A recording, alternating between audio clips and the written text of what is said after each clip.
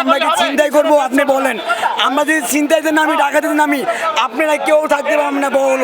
বড় লোকের চামচা থাকতে পারবে না। শেখ হাসিনা ক্ষমতা ছিল, কোনো চিন্তাই হয় নাই, ডাকাতে হয় না, নাজ হয় নাই।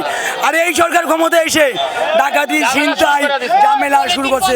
রাজধানীর চকবাজারের কামালবাগ এলাকায় অভিযান চালিয়ে একটি পলিথিন কারখানা সিলগালা করে দিয়েছে পরিবেশ অধিদপ্তর। বুধবার সকালে গোপন সংবাদের ভিত্তিতে পরিবেশ অধিদপ্তরের নেতৃত্বে যৌথ বাহিনীকে সাথে নিয়ে এই বিশেষ অভিযান পরিচালিত হয়।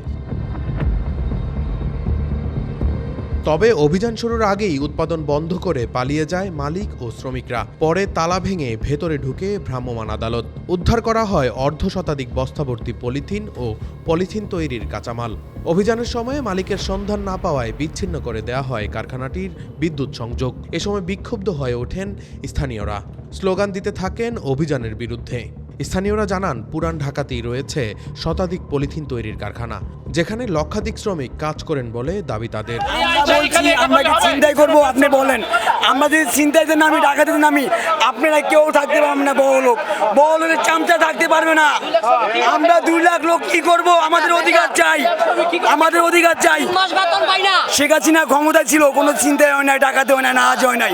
আর এই সরকার ক্ষমতা এসে ডাকাতি, ছিনতাই, ঝামেলা শুরু করছে। পলিথিন তো আগে বন্ধ ছিল না। শেখ হাসিনা রাস্তাঘাট করেছে, সব করেছে। আপনি কি করেছেন?